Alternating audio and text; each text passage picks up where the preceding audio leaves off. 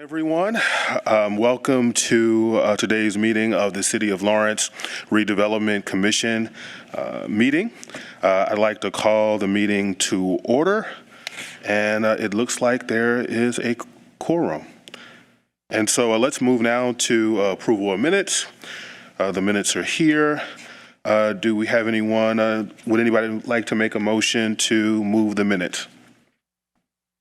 A motion to move. Second. Let's move to a vote. I think we all, let's say aye. Aye. Aye. Aye.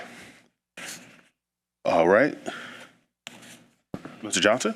Yeah, there's two claims, one for post-road development and one for Bondry. And they're listed in your notes. And so the next item would be to vote to approve those claims, and I'll send them to the controller. All right. Do we have a motion to approve, for approval of claims and purchase orders for payment? Motion, or so moved.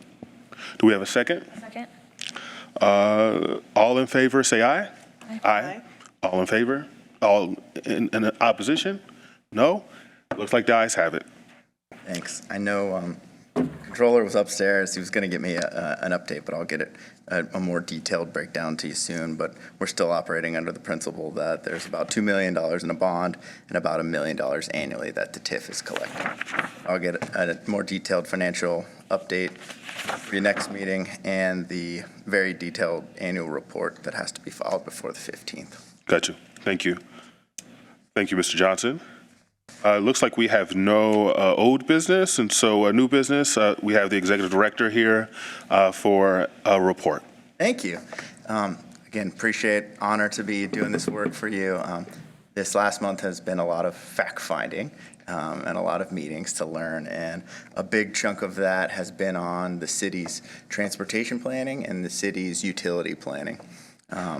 We have some capacity issues in our sewer system, and a lot of rainwater is leaking into the sewer system and draining it. And I spent a lot of time with Lawrence Utilities. One of those real target areas we have problems is located along Pendleton Pike.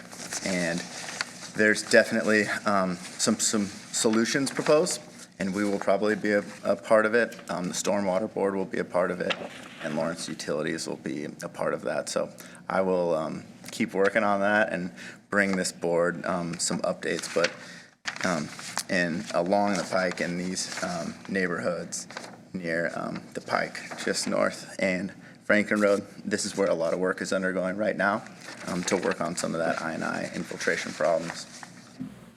I had another set of meetings with our development director, Renee Rafal, on all the upcoming plans and where people are working to build. And there are a few housing developments. And so we are working to potentially capture and expand our TIF district and try to grow our revenues and abilities to expand on these infrastructure projects. So I'll keep working on those deals and potentially coming forward with more plans there. I dug in on Monarch. You know, we knew that the new owners, Reyes Beverage, was relocating, unfortunately. And what I was able to find out was that the actual warehouse itself was owned by another entity, and Reyes could not buy that property from Monarch. They were able to have the land in the front and around the side and the bottom, but unfortunately chose to leave and build a similar warehouse elsewhere. So that warehouse space is being marketed, and they said they'll keep us posted on what potential users will be. And we've put the feelers out with Reyes about potentially working with them on the property in front, behind. Have a realtor digging in on some of the properties up and down the Pike to get us some quotes to see what we might be able to acquire. And I had a number of stakeholder meetings, met with both the executive director, president of the Lawrence Chamber, and of the Indianapolis Chamber and Indy Partnership.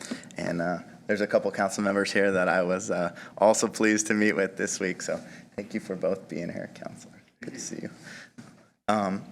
That's the gist of my report. Can I have a follow-up question? Yeah. About the Monarch property? Do you have a timeline of when that could possibly be? So their existing users are out.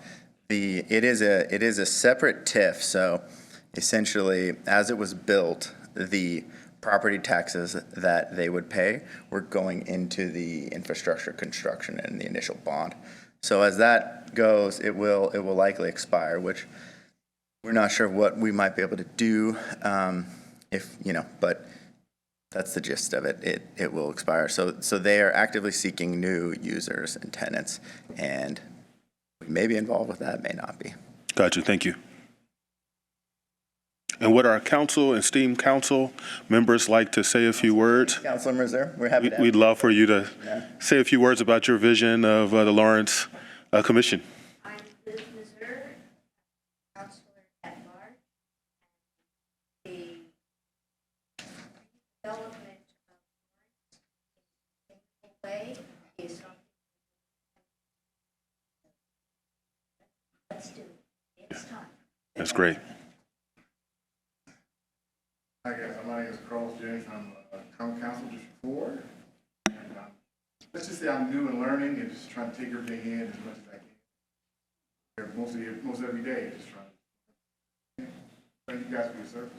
Thank you for your service. Thank you so much. That concludes my report. Don't have any other questions. All right. Well, I think we also have under new business a resolution. Yeah, this is a resolution dealing with real estate, and I would like Russell Brown to kick this off and explain the action that needs to happen. Okay, great. Good afternoon. Before you is a resolution, Resolution 1, prepared for your consideration today. This resolution would authorize the president to sign the release of a termination of an option to purchase real estate. In approximately 2021, the Redevelopment Commission sold the northeast corner of Pendleton Pike and Franklin Road to a developer who then constructed the new crew car wash that opened a few months ago. Under that original project agreement, the Redevelopment Commission had an option to repurchase the property if the developer did not start construction in a timely fashion. Obviously, they've started construction in a timely fashion because now it's completed. So there is of record an opportunity for the Redevelopment Commission to repurchase that property. The original developer is now looking to transfer that property to a new holding company and needs that option terminated. So in my opinion, my advice to you is that their obligations have been complied with and that it would be appropriate at this time for the Redevelopment Commission to adopt the resolution and authorize the president to sign that termination to allow that transfer to occur. So happy to answer questions, but the consideration and adoption of Resolution 1 would be my suggestion to you. All right. Do we have any questions? No questions. All right. Do we have a motion for consideration of resolution number 1, the resolution of the Lawrence Redevelopment Commission authorizing execution of release of option 4411, 4421, and 4429 Franklin Road properties? Do we have a motion? So moved. Let's have all in favor say aye. Aye. Looks like the ayes have it. Aye as well. The ayes have it. And I'll have you sign that before I leave today. Okay, will do. Thank you. I think we have a presentation on brownfields. Yeah, thank you. There were two, I'd say, substantial projects from the prior administration, and I want to make sure we give proper attention to those projects and carry them forward. So next month, I'd like us to hear from HWC, an engineering firm that did a lot of work on some design in the district. And up today, I wanted you guys to hear from BCA, who is one of the state and nation's leading brownfield consultants, and they help capture revenue for us and do good work. And so this is Len Hendricks from BCA. They have it on your, they have it. Yep.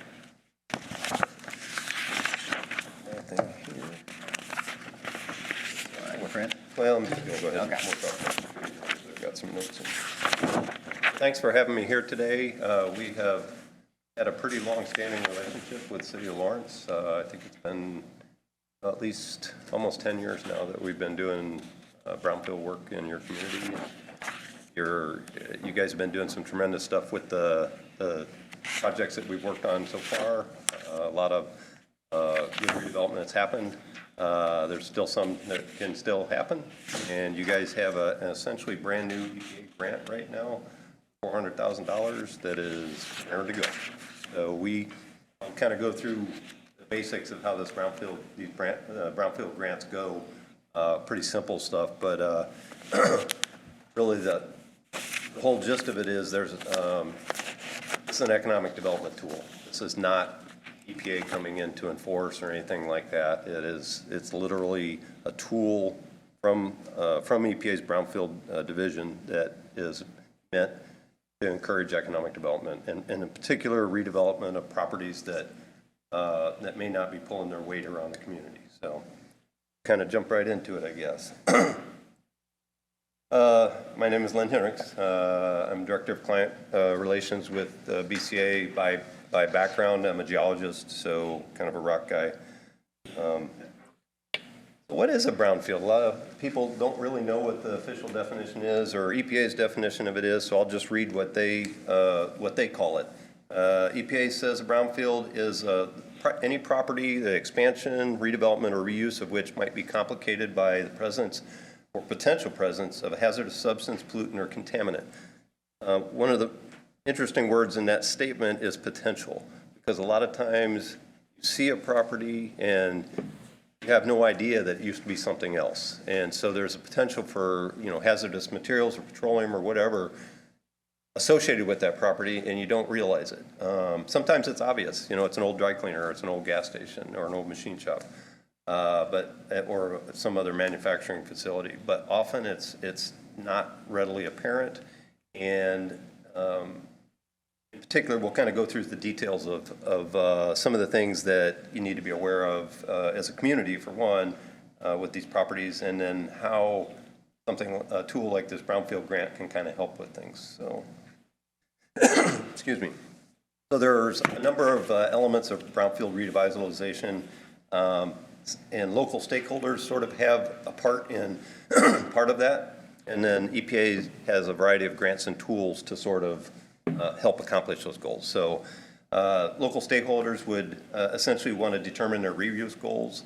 What do you want to see, with this part of town, or this particular property, or this open field, or whatever? What do you envision for how to go about making that something that you that is part of the community again? Stakeholders will also prioritize their brownfields. So part of this EPA grant is an inventory, and we'll talk a little bit more about that in a bit. It's essentially just trying to figure out what's out there. What do you have in the community that could conceivably be considered a brownfield? And also, stakeholders help or are interested in leveraging funding after the fact. Once you've assessed your property, once you know what the brownfield's about, or at least have a good idea of what's going on with it, how can we bring money to that project so that if it needs to be cleaned up? This is an assessment grant. It doesn't allow actual remediation, but it does allow for remediation planning and things like that. But how do we bring additional money into the project or the area or a group of projects to really turn it into something spectacular? EPA then they can help with identifying brownfields. They can help conduct the environmental assessments through these types of grants. They can also, in some instances, provide cleanup funding. In a lot of cases, depending on the project, cleanup funding to revitalize those areas again. So city was awarded $400,000 to address hazardous substances and petroleum contamination throughout the entire community, so wherever within the city limits. The grant period is 4 years. It started this past fall, so it started October 1st. We'll run through September 30th of 26. So 4 years to use up the money. And again, it's an economic development tool used to stimulate brownfield redevelopment. The benefits of brownfield redevelopment, a lot of people wonder, well, it must be just easier to go out to the edge of town and, build on green fields, go out to the ag land or wooded land or whatever that's out there. But in a lot of communities, they're running out of that. They're becoming sort of landlocked by other communities around them, or, maybe a park or something like that they can't really continue to build out into. And the flip side of that is there's often a lot of properties in a community, in every community, I should say, from the smallest town to the largest city that really could stand to be rehabilitated and put back into productive use. So some of the benefits of that would be great jobs. If you can make a property, instead of being a vacant thing, bring financial stability, creation, removal of blight. There's so many times I go into, in particular, smaller towns where they say, well, we don't have brownfields. We just, we don't have any brownfields. But then you drive around and you see the old gas station or the old dry cleaner or the old manufacturing facility that they have seen so long, 50, 40 years, that they don't even, it's just part of the background to them. They don't recognize it. So that blight, is something that might be holding somebody else from coming, that might be wanting to bring something into town. It might be holding them back when they look around and say, well, it looks a little dicey there. We want to make sure, we will go to a place that's, vibrant. Take that blight away, and maybe that's what happens in your community. We've seen a lot of times where you do just an old manufacturing facility. It doesn't even have to be a large one, and maybe you create some nice apartments out of it. And it's amazing in the neighborhood, which people were letting the grass grow 4 feet tall. Now they start looking at it and go, hey, that's a really nice looking place there. I'm going to take care of my stuff a little bit better. So, it rejuvenates the neighborhood. Coffee shops want to move in and be around that, or another type of service business or something might want to be associated with that now, whereas before they would never even consider it. So it increases property value. A piece of property that nobody wants because of perceived or real issues with it, it's hard to sell it sometimes unless there's a path to getting it cleaned up. So this particular tool is these EPA grants for assessment are kind of that upfront money that people often don't want to spend when they're looking at buying property in a community. If they want to, either commercial or industrial or whatever they're looking at doing, oftentimes if they're having to go out and look at various properties and they're spending, money to do their due diligence on those properties, it gets pretty expensive pretty quickly depending on the type of properties they're looking for.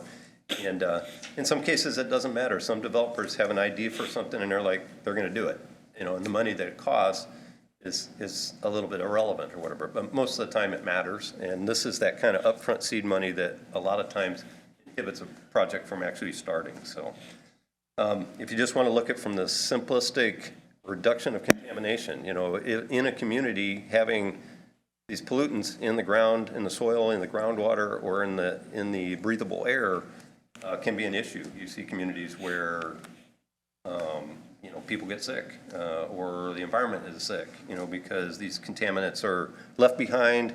A lot of times people don't even know they're there. They don't know why things are happening, but this is one way to kind of clarify that. You can often get affordable housing or even market rate housing out of brownfield sites a lot of times.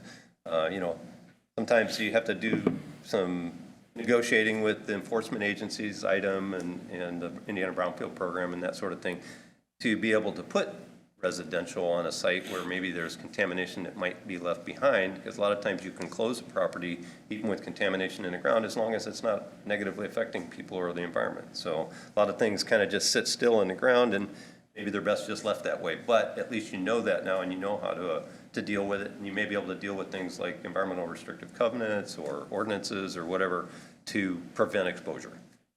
Increases the tax base. Brownfield properties are typically underperforming, so bringing them back to some use, particularly if it's a benefit to the community, often increases the tax base. Infrastructure is almost always in place for a brownfield. Somebody did something there at some point in time, so you've got power and water and sewer and all the infrastructure that you typically need. There's often roads and access already built into it. Now, some of that may need to be improved or upgraded or whatever, but at least it's there and it's available. And you can often create green space. A lot of communities will take brownfields and create parks. I don't know if you guys are familiar with Switchyard Park in Bloomington. It's a pretty fabulous area to go and visit and that sort of thing. And it was a desert before they started, so it was literally just What's the park called again? It's called Switchyard Park. It's right on the Beeline Trail. Both the Beeline Trail and the Switchyard Park were part of the rail system there in town. They had a lot of industry back in the day, and so they were able to utilize a lot of grant money, a lot of other sources and that sort of thing, and create a world-class park with just about any amenity that you could possibly think of for a park. And it was literally a wasteland before that, where, you know, kind of a lot of bad things happened on it. So what will or can be done on an assessment grant?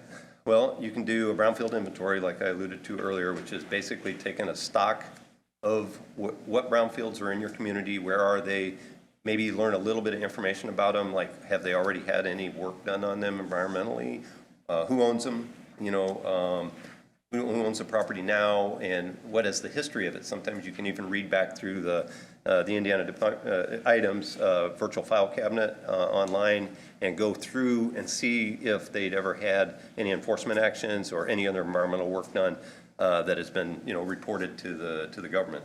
And that helps you kind of frame up what could be done with those properties, and also, you know, what are you looking at when you start the process? What's out there? And you can prioritize that inventory to say, well, this is the most important thing for our community.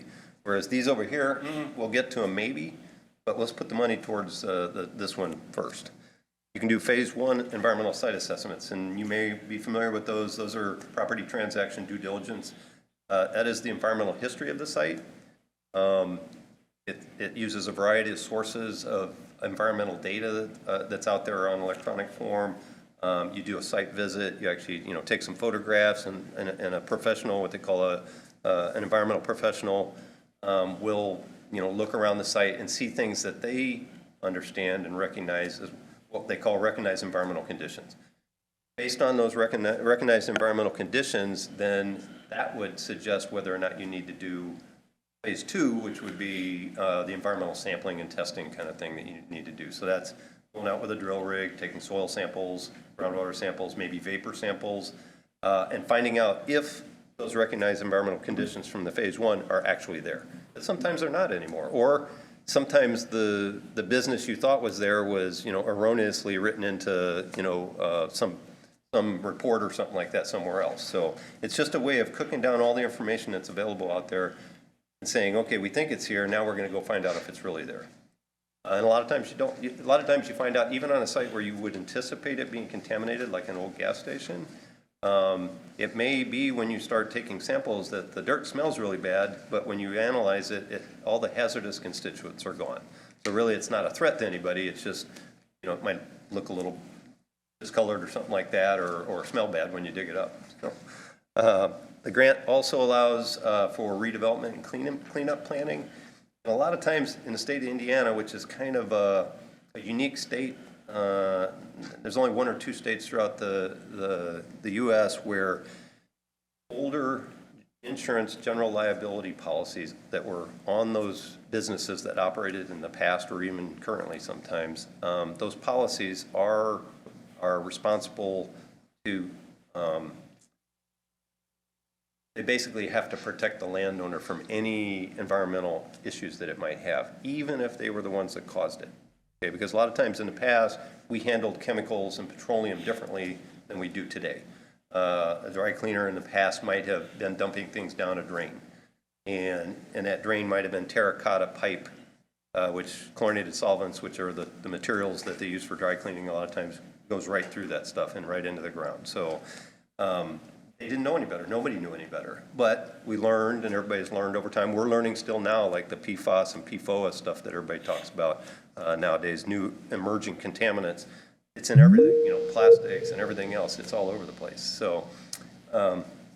No, you're Okay. good. You're good. I'll let you catch your breath for a Okay. second. So we have the work that has been done. I have a folder on our brownfield inventories. So initial research on taking a look at our picture and what we think we can get. And then all of the phase 1s and phase 2 that we've done, I have in a folder. And unlike like a title document or something you record publicly, these are private documents. So they're valuable. There's a cost to them. That's what this money funds.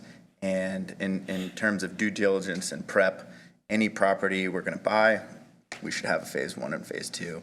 If a developer comes or if someone is interested in a property, a phase one or a phase two should be a critical piece, the entry piece to anyone's consideration of buying a property. So we have this inventory, and we'll continue to have it and save it for those that come after us. It's a living document. You just keep adding to it and subtracting from it as things get redeveloped. You can even track your leveraging off of it. EPA bases how much money they give out every year and to whom they give it to based on leveraging. If you do really, really well with your grant, like Lawrence has done on their previous grant, I think this is your third grant almost in a row, actually, almost. And you guys have done really, really well with that leveraging. EPA likes to see like a 15 to 1 or a 20 to 1 return on their investment. So for every dollar they put out, they get 20 back or whatever. You guys have done well beyond that. So, I see plenty of opportunity for you to continue that as well. So the last thing that these grants will allow you to do is community engagement, just like this. I'm talking with you guys. I can go out and talk with other civic leaders or other groups. Often I'll talk to, realty groups or just anybody that, or even individual site owners and things like that. If you need, sometimes site owners are a little reluctant to participate because they see EPA and they think, oh no, I'm in trouble or something like that. This is not what that's about. So I've kind of gone through a lot of the stuff here that I'm going to flip through these slides real quick since you guys aren't looking at them anyway. Just getting back to the phase ones. Like I said, sometimes a property turns out not to be as contaminated or contaminated at all. So it removes that stigma. And also most lending institutions, loan servicing companies will not loan money against a commercial or industrial property without a phase one. So it's an essential piece of what they do. We'll pass that up. So this would be like a requirement from the grant, from the bank, if someone A lot wants of to. times they'll say, well, you're going to have to do a phase one. Well, you can go pay for a phase one. This grant will pay for the phase one. And so for somebody coming in, or even any commercial property. I was gonna say, I would add to that, as a practitioner, I would absolutely not allow a client to move forward on a transaction without a phase one. It's a very important part of every real estate transaction, to have these sitting here that you can go to somebody and say, hey, it's here. You can update it or get a reliance letter, which is a $500 investment potentially versus a $2,500, $3,000 investment. Absolutely. And it's fast. So it cuts down on a lot of that. Just, I won't toot their horn too much, but Meyer Plastics Building, that's a location where this was utilized to leverage that transaction. That was actually my question. Were there any other sort of prominent properties in town that have been redeveloped as a consequence of this grant program? The police station is sitting on property that was leveraged off. Wow. Grants. Yeah, brand new police station there. Was Freegee one of them? What's too? that? Oh, Freegee. Freegee. Yeah, that's one. Yeah, that whole corner right there. The new was parking also- lot that's going in, that's servicing the old Crediplex, that's on property that had environmental. Wow, that's fantastic. So yeah, there's been some really, that's the development you guys have been doing out of that. You've been doing some really, really great things, and EPA loves it. They love to see that. And they like to reward it, and that's why we've had clients that are on their fourth or fifth grant in a row right now because they just keep hitting it out of the park. So we encourage you to do the same. Well, I'll just say we want to keep the EPA, just like the IRS, very happy. So community engagement, it's a community effort, obviously. We encourage all the groups within the government, but also any other organizations or whatever throughout the community, grassroots level, neighborhood associations, anybody that wants to get involved in these things.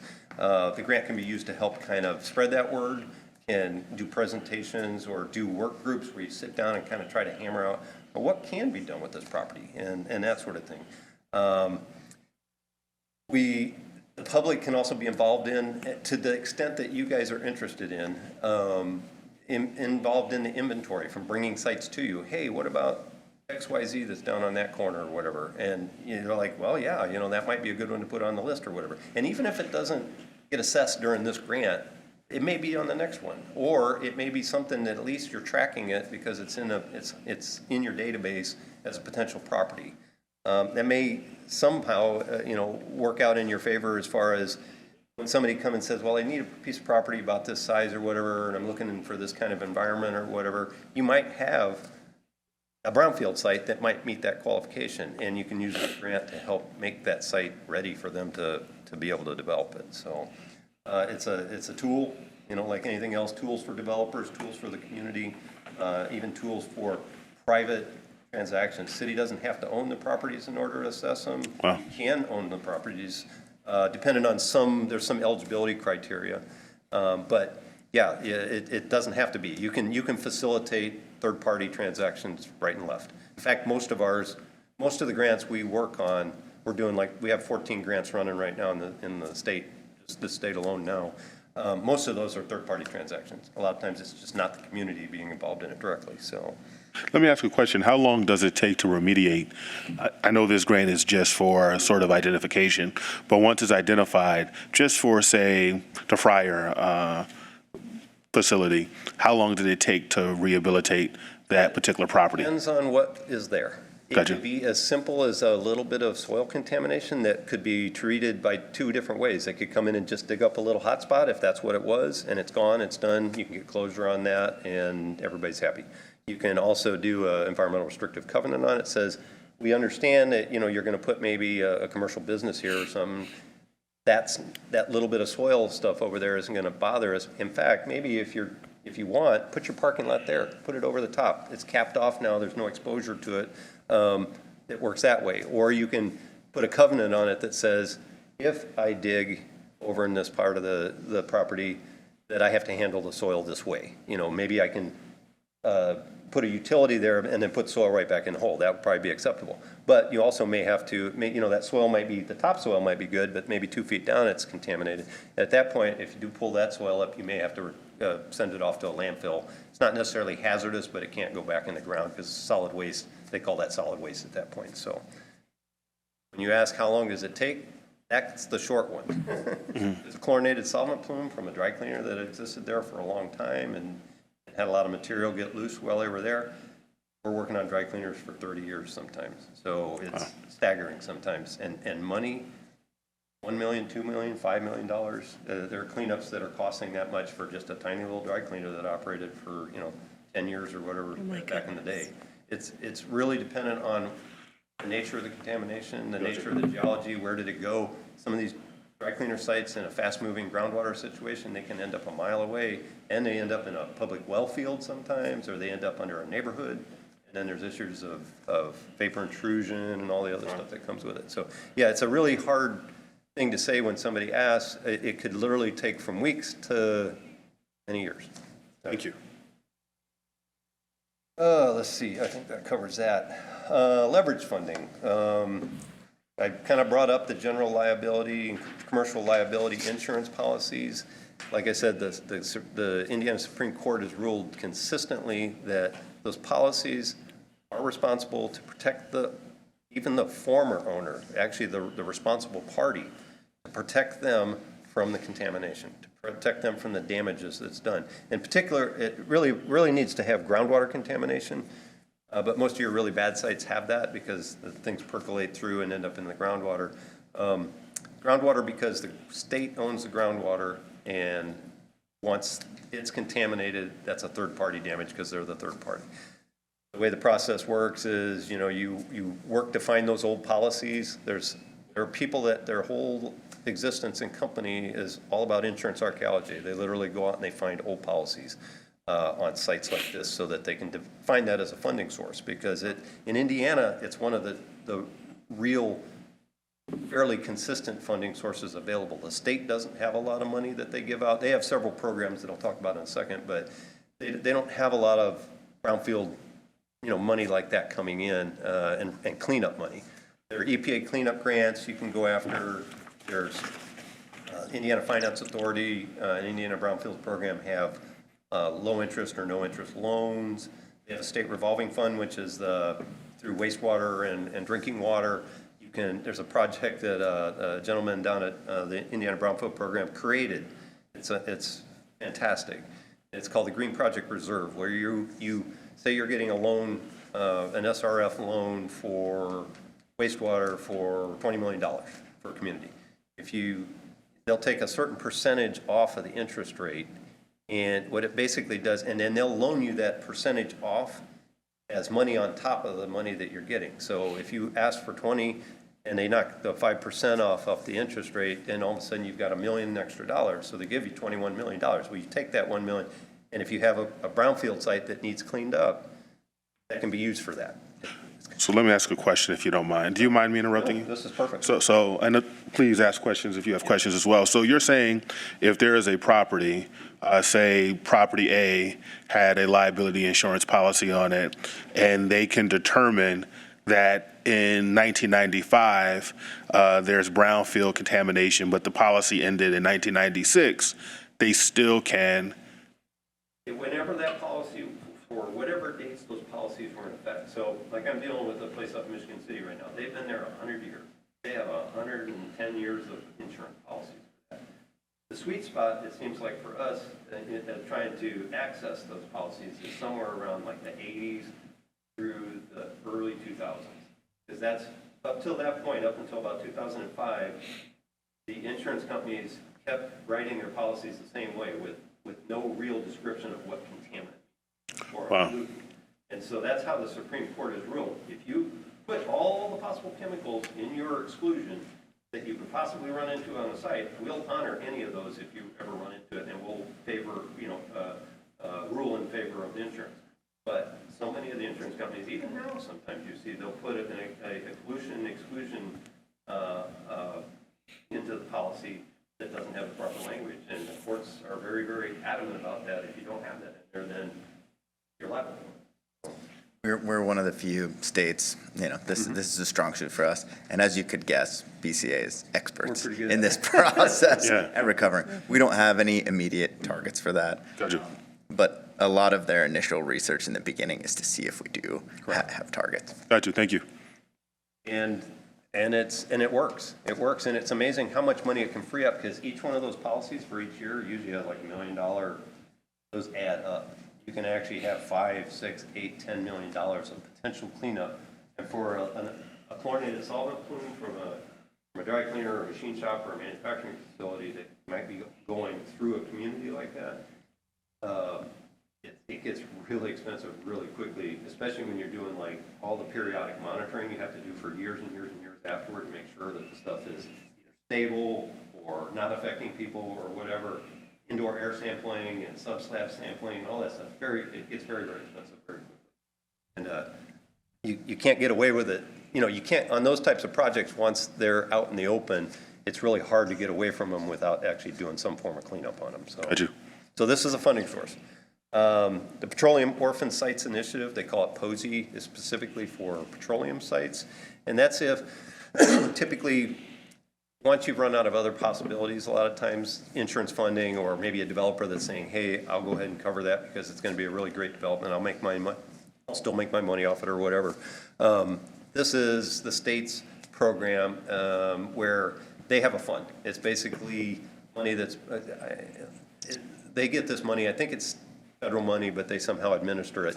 And it basically says if there is a site that has no other funding source really available and no viable RP or responsible party that's willing to step forward and pay or has the ability to pay. A lot of times these gas stations weren't run by wealthy people or anything like that. A lot of times the old owners die or their family has inherited the property and they don't know what to do with it or whatever. That's what this fund is for. We have a site in Rochester where the woman inherited this like a 1.5 acre property from her father, and it was formerly used as a bulk storage facility for a petroleum company. So there are 8 big underground storage tanks on that property still with product in them, and they're leaking. And so she's got a highly contaminated property that she doesn't know what to do with it. She wants to sell it, but people don't want to buy it. They don't want to buy into that. So the POSI program is probably going to be the salvation for her. Unfortunately, her dad didn't really maintain insurance on the property, so that insurance angle's gone. There are several of the other things that we've talked with attorneys and things like that. I think it's probably going to have to go to the POSI program eventually.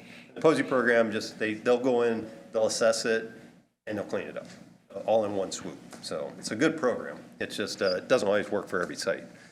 They have other low-interest loans and things like that. So, sorry, I'm trying to skip ahead here. And that's kind of it. One other thing I forgot, sorry. EPA does have other funding tools out there. They do have cleanup grants, and for specific large sites, a lot of times that's the route to go. It is not a fast process. You have to apply for a grant. You basically wait 6 months till you find out if you're warden. Then it starts in another 6 months. By the time you get your feet under you and everything else, it's another 3, 4, 5 months later. Then you're really getting into the heart of doing the grant. Cleanup grants the same way. The application process is the same as assessment, and it's just a little slower. Sometimes people get a little antsy because these programs are a little bit slow moving at times, but we always try to work on ways to make things work faster. Getting site access is critical. If we can't go on the site, we can't really use the grant on it. So that's something as a community that, talk to your people, talk to the constituents, because and I can come sit with them if you want and talk as well. I mean, I can always go in and talk with a landowner or something to explain to them, this is a good thing for them. This is not bad. This is not somebody trying to take something away. This is somebody trying to give them something. And this type of funding to assess something that they may or may not have had anything to do with, but if they're in the chain of title and if they didn't protect themselves with a proper phase 1 ahead of time, then unfortunately, the circle of law says they're equally responsible at that point in time. And they'll go after that person first because that's the person that's standing there now.